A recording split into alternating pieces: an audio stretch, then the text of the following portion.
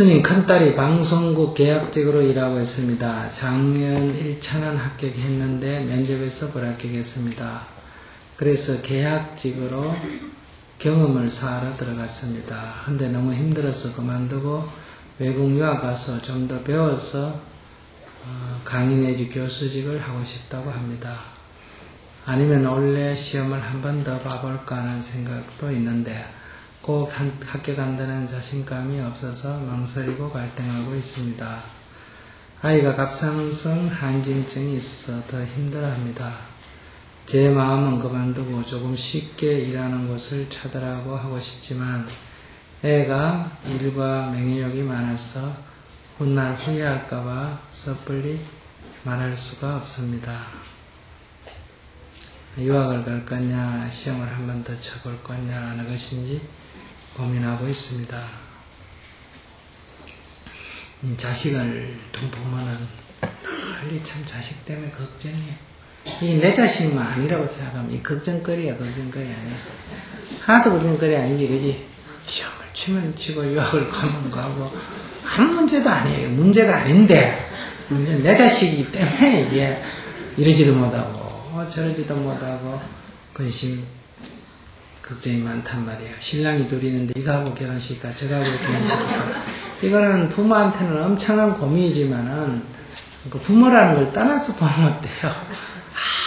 아무 고민도 아닌데 속한다 이렇게 된단 말이에요. 그래서 우리가 이렇게 고민거리가 아니다 이러면 너무너무 답답한 얘기고 그 다음에 이걸 가지고 여기 사로잡혀 가지고 문제를 풀라 그러면 굉장히 이렇게 어려운 얘기죠.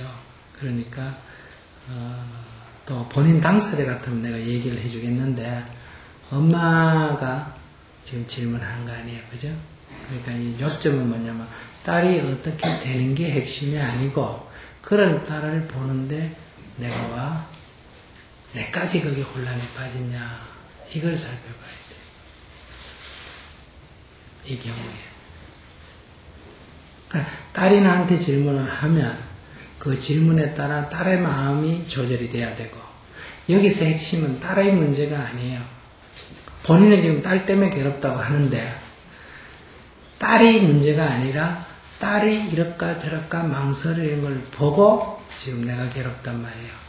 그럼 딸이 유학을 갈까 취직을 할까 유학을 갈까 취직할까 보는 거를 그냥 비웠다가 햇볕 넣었다가 비웠다가 햇볕 넣었다가 하듯이 볼 수 있는 자세가 굉장히 필요하다. 그렇게만 볼 수 있으면 이거는 그냥 딸에 대해서 관찰만 하면 된다. 딸에 대해서 관찰만. 그냥 사람이란 건 그래요. 이럴까 저럴까 망설일 때가 있잖아. 그죠? 근데 딸을 내가 어떻게 해줘야 된다고 부모들은 생각하기 때문에 이게 큰 문제가 되버려요.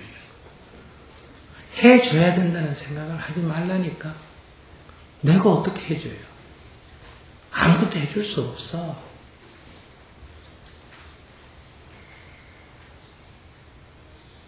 제가 늘 얘기하잖아요. 이런 상담이 들어오면 내가 예를 들어 이 학생이 와서 나한테 상담을 하잖아. 그죠? 그러면 내가 이걸 어느 걸 결정내줄까 생각하면 유학에 대해서도 알아야 되고 시험에 PD 시험도 어떻게 하는지 알아야 되고 이렇게 되잖아. 그죠? 근데 사실은 이거는 내가 고민할 일이 아니에요. 이 사람이 이 두 가지를 나한테 갖고 올 때는 자기가 유학을 90% 가고 싶고 시험 치고 싶은 생각이 10%밖에 없다 하면 유학 가버리지 나한테 물으러 안 오고 자기가 유학 시험 치는 게 90% 유학 가고 싶은 사람이 10%밖에 없을 때 또 나한테 물으러 안 와요.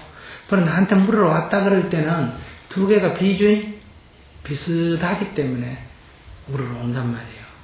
그럴 때 내가 유학 가지 이렇게 탁 한번 던져봐요.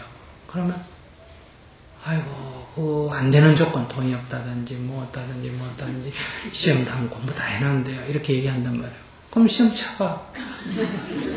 이러면 또 아이고 유학을 가야지 어쩌고 한다. 이럴 때 시험 쳐지. 자, 시험 치는 게 좋겠다. 내가 이렇게 탁 던졌을 때 선생님 그게 낫겠죠? 이렇게 나오는 경우가 있어요. 이거는 이 시험 칠 생각이 자기 내면에 한 70%쯤 있고 반대가 한 30%쯤 있는데 90%쯤 될 때는 이건 아예 물을 묻지도 않아요.